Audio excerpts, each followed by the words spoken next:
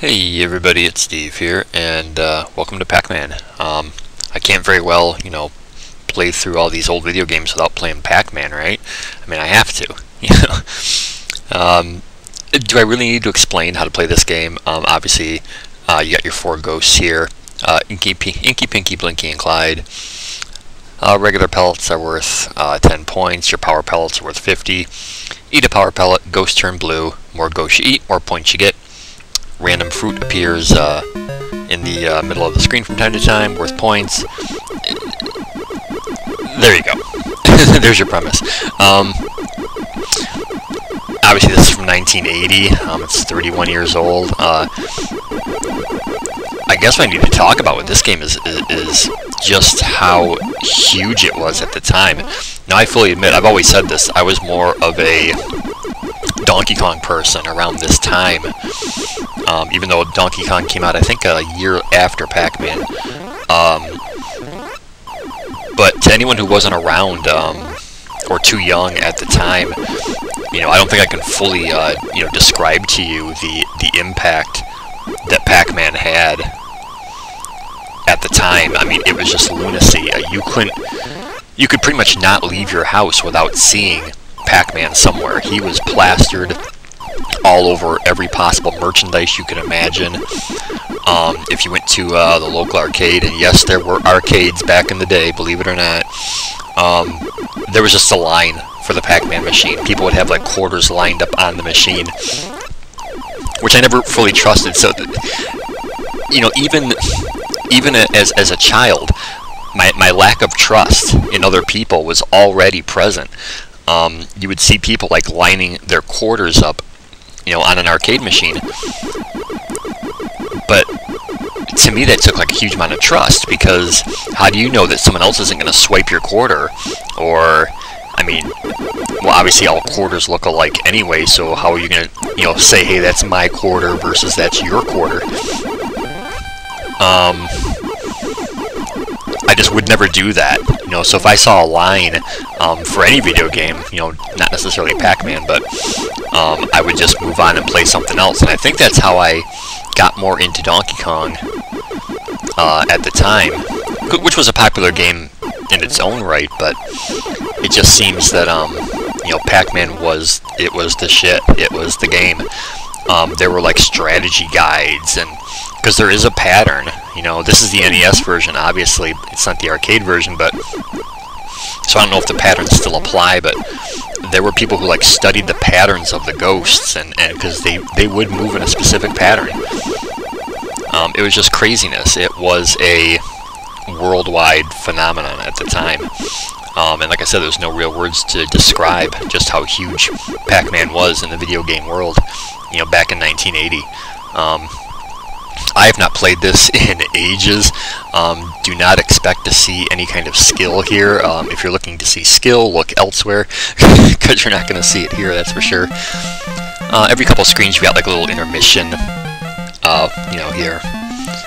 Which again, at the time, was something. I remember when I did play Pac-Man, I would strive to reach one of these little intermission stages. It was something different. Yeah, so even as a kid, my lack of trust was there. And yeah, I don't know what else to say about that. It's just, it is what it is, I've always been distrustful, and I always seem to think the worst of people. I don't know. It's just something I've never truly been able to break out of, I guess. This is one game that they've got. I keep mentioning the laundromat that I go to, where they've got all the old games on these two machines, and Pac-Man's on there. It's one. So, but I haven't even played it on there. So that's how long it's been since I played this game. Usually, when I'm at the laundromat, I'll play either mostly Mario Brothers, and sometimes I played Donkey Kong today. Didn't do that great. Again, it's been a while. Also, the controls are different. They just feel different. It's one thing to have a joystick in your hand, in front of an arcade, and standing in front of an arcade machine, versus sitting on your couch with two thumbs on a control pad. There's something to be said for that. That it's playing video games really is about hand-eye coordination. But whoa, that was too close. Um, but it all depends on what your hands are doing. So like I said, a joystick versus a control pad are two different things, and your mind has to adapt to what your hands are doing. But anyway, it seems like every single time I go to that laundromat, there's always... I try to work it around a time where I think no one else is going to be there, because, you know, Steve doesn't want to be around people, you know. But it seems like there's always at least one person, and there's only one real table there. Well, there's chairs and there's tables, but, you know, an actual place to sit down with a table in front of you, there's only one, and it's right in front of the arcade machines. So therefore, typically, if there's even one more person in there when I'm in there, they're going to be sitting at that table, and there's no way that you can get to the machine with them sitting there.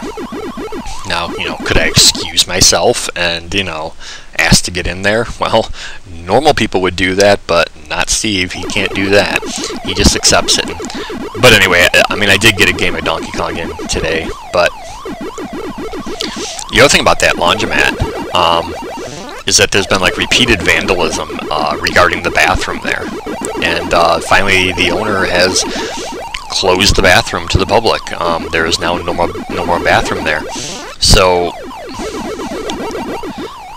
I go to the bathroom a lot, and I know it's because of all the coffee I drink. You know, coffee's a diuretic and whatnot. But when I go there, I mean, I usually end up going to the coffee shop anyway, and I'll go to the bathroom there. But oh crap! Yeah, you got me. But what happened today is that I kind of had like a runny nose. I needed to blow my nose basically, but there was no bathroom there to do it. I mean, I, you know, grabbed some toilet paper, you know, and used that to blow my nose, but I couldn't even do that. And I'd already been to the coffee shop, so I felt awkward like going back, you know, just to do that. So then it turned into, gee, why don't you, keep something in your car, or some Kleenex, something, so you can blow your nose, because I pretty much, the whole time I was doing my laundry, I had, like, the sniffles, and there was, like, nothing I could do about it, because I had nowhere to blow my nose. Why am I talking about blowing my nose? I don't know. It is what it is, you know? Yeah, I mean, could you talk about Pac-Man, Steve? That'd be something, right? Things do move faster. I think it might be Miss Pac-Man that I'm thinking of, who moves faster than... Who moves faster than Pac-Man. But the speed of Pac-Man with each progressive level does get faster. You know, something that bothers me about those earlier levels where you're moving kind of slow. Just, it's a little too slow, you know?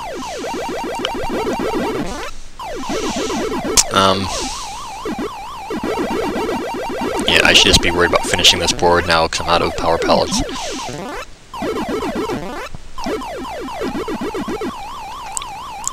It's time to start focusing a little bit more. Oh, crap. Holy... well, that was too good to last, I knew that. Okay, last life. Like I said, no real skill here. You know, look elsewhere for that. This is just me saying that, hey, how could I not play Pac-Man? You know? Gotta do it, right?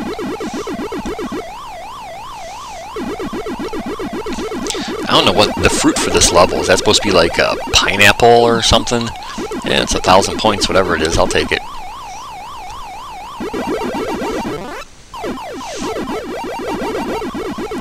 You know, I know I referred to the quote kill screen of video games in other videos I made. Pac-Man definitely had one. Level 256, I believe it is. Well, there goes that. Game over. All right. Well, everyone, take it easy. Have a good day. Peace, and I'll see you around for whatever I do next. All right.